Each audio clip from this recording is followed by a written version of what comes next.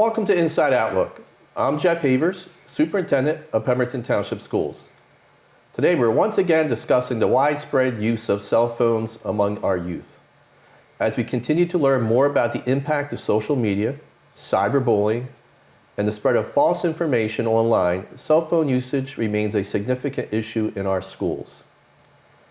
Today, we're going to first show a brief video featuring two of our high school students who have some cautionary words for our younger students. Then we'll come back and chat with them in our studios. Hi, my name's Ian, and I'm a junior here at the high school. Hi, I'm Haley, and I'm a senior here at the high school. We want to talk to our younger peers about phone usage. We live in a day and age where almost everyone has a phone now. There can be negatives, but there can also be positives. So let's talk about some of the positives first. Some things you might want to do when you first get your phone is explore all the different options, all the different settings with the phone. You might want to FaceTime your friends or download games like Roblox and meet new people and play games with different people, which can be a lot of fun.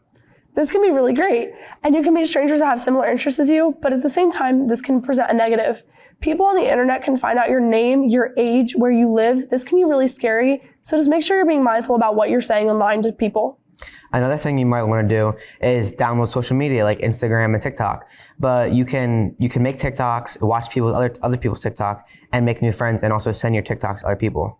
And this can be really great, but there's also some negatives with this too. On TikTok, anyone can make an account, and anyone can make an account anonymously. You can pretend to be other people, and you can also say very negative things about other people. It's important to be mindful about what you're saying to others online because this can present a lot of mental health risks. Cyberbullying can happen at any given time to anybody. So make sure you're always staying aware of who you're talking to and don't talk to strangers. And if anything happens, please let a trusted adult know. Thank you guys for watching. My name's Ian. I'm Haley. Have a great day. Have a great day. Joining me today are the Pemberton Township High School stars of that video, Senior Haley Carson and Junior Ian Mascara. Welcome. Hi, it's good to be here. Haley, how old were you when you first were able to have your own cell phone? I was around 8 or 7 years old, 7 or 8 years old, yeah. And did you join social media platforms right away? No, it was probably 2 years later. Okay. How about you, Ian? How old were you and how did you feel about joining social media or gaming platforms? I got my first phone when I was 8, and I wasn't really allowed to get on social media until I was like in middle school, like 8th grade. I wasn't really active on social media. Okay.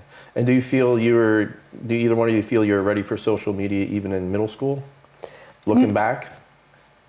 Not really. I feel like sometimes I look back at stuff I post on social media and I'm just like, wow, I wish that was not on the internet because it was just like really cringy and kind of embarrassing. And that's not really something like I want out there forever. So. How about you, Ian? I feel like she just said, like my videos were really weird. And like stuff I did, I probably would have regretted now, and like they never go away. So that's true; they never go away. In the video we just watched, you guys gave some good advice to our younger students. Ian, what do you think was the biggest benefit, or is the biggest benefit for younger students to have a cell phone? I definitely think connecting with their friends, like when they're not at school, they want to be connected with their friends, or if they're away, they can be connected with their parents, and really just like feel safer a little bit. Okay. And Haley, what do you think is the biggest risk of cell phone usage? I think that a lot of the time kids aren't getting the social interaction that they need and they're so just like glued to their screens that they're not seeing what's right in front of them. Okay, great. And I know we talked about it a little bit, but now you two are older and wiser, right? Would you have changed anything about the way you used cell phones when you were younger? I definitely I would have had less games on my phone and maybe like put it away more because I feel like I did very easily start like playing games and was like very glued to it when I was younger. So. Yeah. How about you, Ian? I definitely would have done different. I think I was on it way too much when I first got it. I became a little bit addicted. I kind of stepped back now, but when I first got it, I think I wouldn't have been on the internet as much as I was because I always tried to like be on my phone. It was. Either of you had the problem, because I found it for myself too, right? That if I'm just waiting for something, all of a sudden I'm just looking at my phone. Yeah. Right? And we don't even get the time to breathe and relax, right? We're just constantly trying to look at something. Yeah. And sometimes we're doing that when somebody's right next to us and we can talk to them, right? Yeah. Right. This year, we brought about a significant change at the high school with the honor patches going into effect, and students no longer have access to their phones during the school day. Was that hard? I think at first it was kind of a little difficult because I'm just so used to like when I have downtime in school, like to go on my phone. But after a while, I definitely noticed that like I was talking to my friends more and I was interacting with people more. How about you, Ian? Was it difficult giving up the cell phone at school? Yeah, at first I was really rough. The first couple, I wouldn't even say days, like weeks. I was very upset. Like I wanted my phone, but now I'm starting to realize it's helping me focus way more in class that I don't have something in my pocket to distract me. When I'm walking in the hallways or at lunch, I'm meeting new people that I would have never met because we would have been on our phones with our headphones on. Right. So I think it's really helping like that aspect. Okay, so you're right. So now it's 7 months to adjust to the change. Are there any other positives? I know you talked about meeting new friends and seeing people. Any other positives you feel in terms of 7 months into this cell phone ban? I've definitely noticed my focus in classes there, like, cause it's not really, there's much to do in my Chromebook. So like, I actually have to pay attention when I don't want to. I feel like, yeah, like in class, I'm more concentrated. All right, you can concentrate more in class. How about you, Ian? Anything else? I think everyone has been like a lot nicer to each other. Like last year when we had our phones, there was a lot of arguing and stuff like that.